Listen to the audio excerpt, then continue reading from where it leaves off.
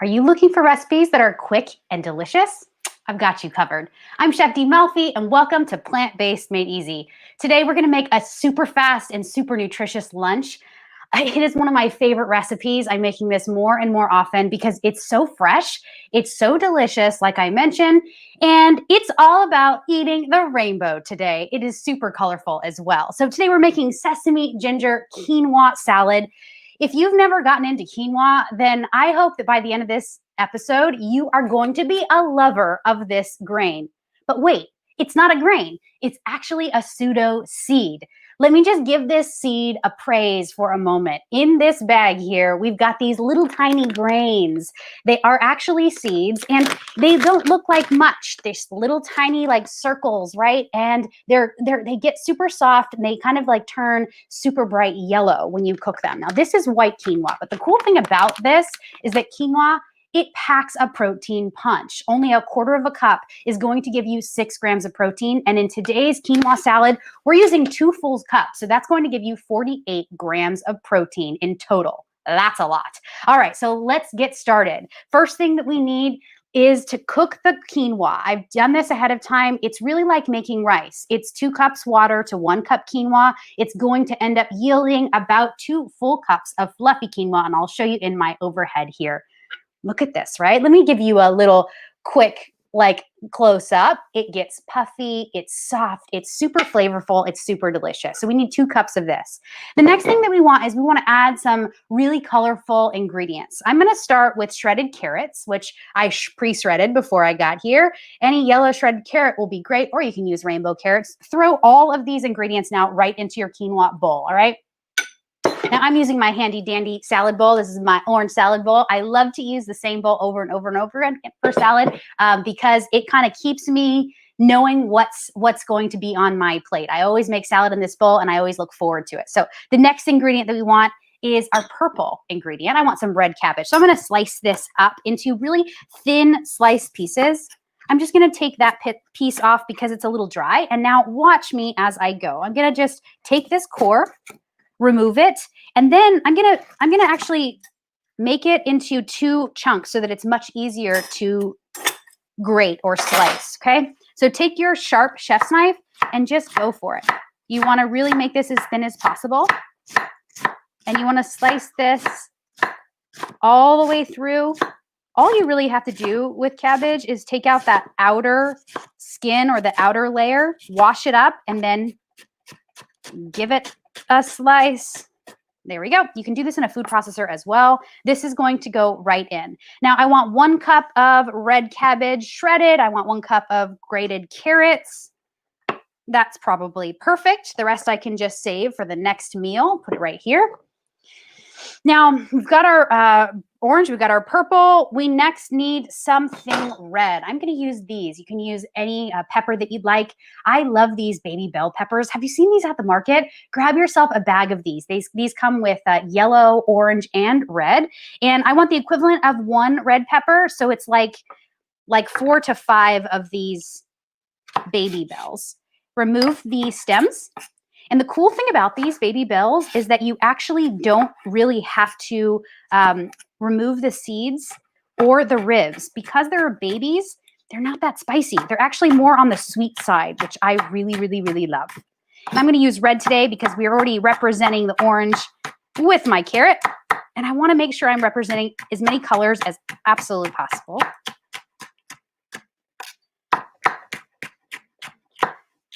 Cool. Throw this right in.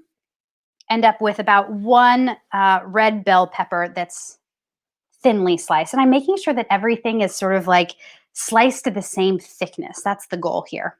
Now, the next thing that we want is something green, okay? I'm going to use a cucumber. Here's an English cucumber. English cucumbers have a lot less seeds. They're really firm, they're crispy, they're delicious, and you don't have to peel them. There's really great fiber in that outside, the skin or the peel, so keep that intact. And then go ahead and give these a thin slice as well.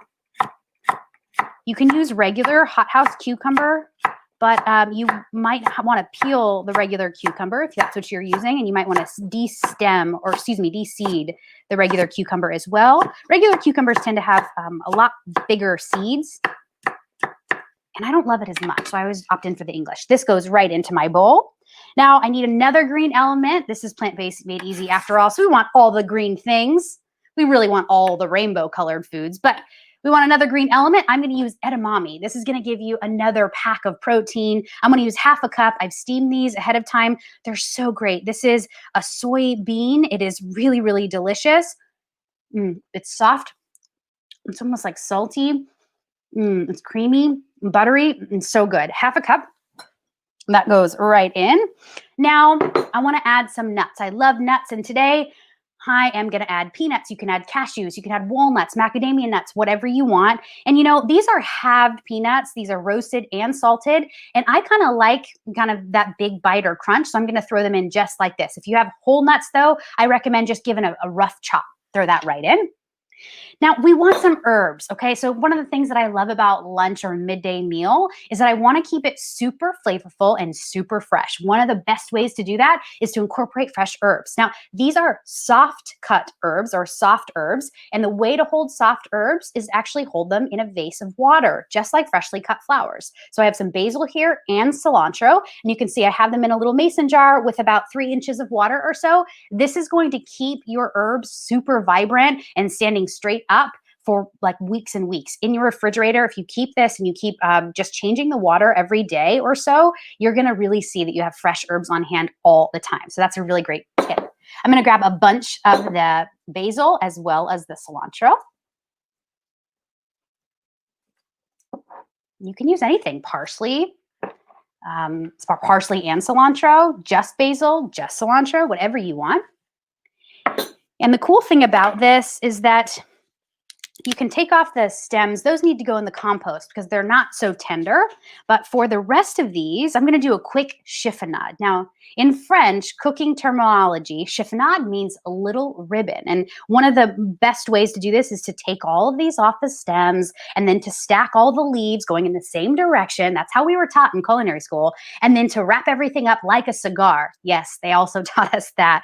Kind of crazy, right? But I'm going to do a quick chiffonade. I'm just going to take this bunch and I'm just going to like grab it and I'm going to roll it up like a plant-based made easy version. As the plant-based made easy version. Yeah, exactly. And I'm just going to like run my knife over this bundle and I have a quick chiffonade. So I have some like really coarse chopped pieces of basil that goes right into my salad bowl as well. Now for the cilantro, here's a really cool way to actually remove the stems and the leaves. Now we all know cilantro is a really soft herb and the stems are kind of, you know, very, very attached to the leaf, right? And so sometimes it can be hard to remove it, right? You don't really want to sit and pick each one off like one by one. That's going to take you a really long time. So here's the chef's trick, how to do it really fast and easy. You want to have everything going in the same direction. Grab your bunch of cilantro by the stem, right? Grab them by the stem and then take a sharp chef's knife and watch this. I am literally going to like machete these right off of the bottom, right? And what ends up happening is all of these stems that are a little bit tough, right? These you can throw right into the compost or you can cook with these stems. I love cilantro stems because I like to make salad dressings and marinades. One of my favorite salad dressings is cilantro stems, a little lemon, a little olive oil, and a little tahini in a blender. Blend it up to perfection. It is so darn good. You can use that as a marinade, a salad dressing. But for today, we're going to use just the leaves right here. I have them. I'm just going to kind of grab them with my hand, ball them just really gently, and then give them a rough chop. So I'm not making these herbs too small. You can see that I'm just rough chopping them here. Throw that right into your bowl. So those are the salad components. Pretty simple, right? Those are standard ingredients. You probably have heard every single one of them. Maybe quinoa is the most, you know, the most different of all of the ingredients. Maybe you're not familiar with this one yet, but try it because it's really great. But all the other produce that we added, kind of standard, and you can make it your own. So swap out whatever you don't like and add whatever you do like, all right? Now let's make the dressing. Now, this is it. This is what makes this salad amazing. I'm telling you. We're gonna make a creamy sesame dressing. I want a big bowl here. I'm gonna use a glass bowl so that you can follow along with me, and I need a handy dandy whisk. First thing that I want is a couple tablespoons of water, between 2 and 3 tablespoons of cold filtered water. I'll put that right down. The next thing I want are about 3 tablespoons of olive oil, all right? So I'm gonna use a liquid measure here, and I'm gonna measure everything out that's liquid right into my little liquid measure cup. I love it. 3 tablespoons. Now, if you are whole food plant-based and you don't use any oil in your diet, good for you. You don't have to. You can use all cold filtered water for this and it would be just fine. All right, that goes right in. The next thing I want is a little bit of sesame oil, which I have here. Now, word of the wise, sesame oil, people often ask me, oh, I love sesame oil, but I don't know how to use it. Well, it's really great to use in anything, especially salad dressings. I really like to use it in dressings and marinades over cooking with it. It does not have a high smoke point, so it actually will burn if you cook it too high. So it's really best used in salad dressings and marinades. And you want to store this bad boy in the refrigerator. You must store this in the refrigerator because it is a seed oil, and seed oils do go rancid rather quickly. So it is a refrigerated product, and it should say right on the bottle. All right, I'm gonna add, this one doesn't. I'm gonna add a little bit, 1 tablespoon. All right, now the next thing that I want is some tahini. Now let's talk about it. Tahini is another one of these wonderful protein-rich ingredients. This is sesame seed paste, all right? So here's what it looks like. I'm gonna do my overhead camera here. I love the organic Trader Joe's tahini. They only have one and they make it organic, which is amazing. This is fantastic. Only 2 tablespoons of this tahini is gonna give you 8 grams of protein. All right, so already, you guys, we are well over 50 grams of protein in this one salad alone. And I mentioned this to a friend yesterday. There's really a wonderful way, kind of a standard way to know how much protein you need per day. So let me go through that with you. It's really simple. You take your weight and then you multiply your weight by 0.36. And that's going to give you the grams of protein that you want to aim for per day. All right. So that's just a little kind of like good rule of thumb. And the average for women is anywhere between 45 and 50 grams. And the average for men is anywhere between 50 and 60, I'll say. So that's really a good standard rule of thumb, but you have to do it by your weight to know for sure. Divide your weight by 3. Divide your weight by 3. There's Danny just called out another way to do it. All right, babe, there you go. You smarty pants. All right, the next thing that we need is a little maple syrup. I'm going to use 1 tablespoon. I have this all written down. And if you guys want this recipe as well, go ahead and download, purchase my new August 2020 Plant-Based Made Easy cookbook. That is what I am following right now. We are cooking all of the recipes out of this cookbook. It's amazing. And I made myself a little printed copy. Here it is. This is a month long of recipes. Right now, we're doing the lunch recipe for this week. On Tuesdays, we always do lunch. So I am super excited about this. I hope that you'll grab your copy. All right, the next thing that we need is some fresh ginger. So I have some ginger right here. Now look at this, right? I have the skin on, and I'm going to show you the absolute fastest, best way to peel ginger. First thing that you want to do is just cut the ends off. So I want to cut this one off too, just because it's a little dry. And then you want to take a spoon, and I grabbed a long spoon to show you here. This is the best way. Any old spoon will do. And then what you do is you literally are just going to grab your skin off your ginger by running the spoon over it. Now, I'm not using a lot of pressure here. It's pretty much just coming right off. And take note, when you do this with a paring knife, you know these nooks and crannies in ginger? See that one right there? Usually when you're using a paring knife, you're just going to whack that off with a paring knife. But when you're using a spoon, this little nook and cranny, that's going right in our salad, friends. And I'm really excited because I don't want to waste a bit of this. I learned this trick when I worked in my very first fine dining restaurant in Chicago, Illinois, and I was working under the great Chef Manit Chauhan. You probably have seen her on the Food Network. She is a judge on Chopped, and she is an incredible Indian chef, and she taught me how to actually use ginger and how to prepare it and how to take the skin off. She had so many great tips. So I'm going to share them with you. And then I'm going to mince this up.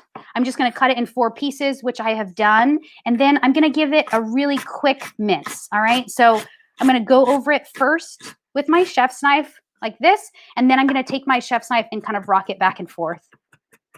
Question about the ginger? Yeah, let's do it. What's the question? All right, Marie asked, can you use the frozen chopped ginger from Trader Joe's? Marie, you know it. That's one of my absolute favorite time savers. I absolutely love the frozen ginger. Let me show you this product, you guys. If you're not familiar, this product can be found in the freezer section, and I have some right here in my freezer to show you what Marie is talking about. Take a look at this, right? This is the frozen ginger that she's talking about. I'll show you on the overhead cam here. This is the crushed ginger. And 1 cube is about 1/2 inch, and it comes in these little cubes. It's fantastic. Really great time saver. Grab yourself this if you want to just save a little time. It's going to be a little bit more money than regular ginger, but you're saving some time. So there you go. The next thing that we want is a little sriracha, and I want this because I want it just a little spicy. Of course, if you're making this for kids, you might want to leave this out. I'm going to add just a teaspoon, so it's not much. Just kind of like a kiss of spice, right? Kiss of chili. And then I want some ground black pepper. You can use white pepper as well, but I don't like white pepper, dear. I really like just black pepper. So all my recipes are going to contain freshly ground black pepper. That's the Hispanic and Italian in me. I have to add freshly ground black pepper to everything. And hello, that's the dressing. Oh no, I forgot one thing. I forgot the lime. I need a little bit of lime juice here. 2 tablespoons or so. I have these key limes. They're so cute. I love these key limes. I'm finding these in the market right now during the summer months here, and I absolutely love them. They're great because they don't have a really thick, have a thick skin. Do you see how thin it is? So it really yields a ton of this lime juice. So I'm going to stack these into my citrus press right here. Let's see if I can do all of these. Look at that. All right. Come on. That's so cool. Now let's see if I can get all of this juice right in and not all over the camera. Not bad. Not bad. Juice galore. All right. You can see a little bit of that in the camera. Really, really juicy. These key limes. So yummy. I'm going to flip them over and do it again. I love this juicer too because it's super easy. Flip them over. About 2 tablespoons or so. You could use lemon juice too. You could use orange juice too. Give this just a whisk. You can do this in a blender. If you do this in a blender, know that it's going to kind of emulsify a bit because of the tahini and the ginger and the olive oil. So it's going to be kind of like more like a thick paste. But I'm doing it with a whisk today just so I can make it easy. Coming back to my salad bowl, everything is in here. I'm going to dress it with all of this dressing. I'm going to grab some tongs. I think that's going to be the best way to do it. Here they are, right behind me. And then just kind of give this a quick mix. You can't overmix this, don't worry. The thing that you really just want is to make sure that cabbage, right? That's going to be the thickest, sort of the cabbage and the red peppers, the thickest produce pieces in this mix. Make sure that it's nicely coated. All right, cool. So we're going to finish this up. I'm going to plate it. Yum. Okay, this looks absolutely incredible. I'm like, so good. So good. Clearing the decks here. So all you see is this beautiful salad. Yes. And I'm just going to serve it up in any old bowl. Get yourself a big, giant, like, portion of this. Remember, it's full of protein. There we go. That's the chef in me. You got to clean as you go. One more. There we go. Now we're clean. And plating is simple.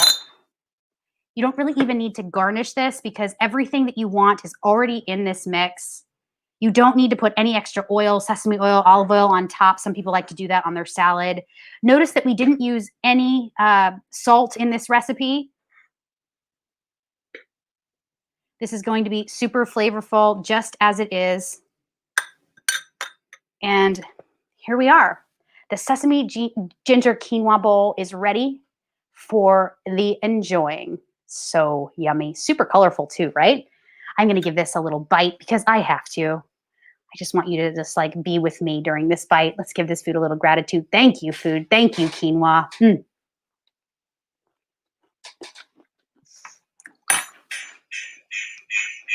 So good.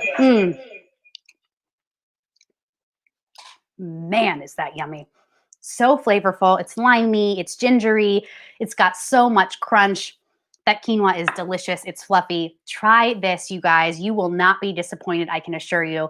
Thank you so much for coming. Please come back for tomorrow. We are going to make a delicious dinner. Tomorrow we're going into our chickpea burgers, but not just that. We're making shiitake bacon for the top.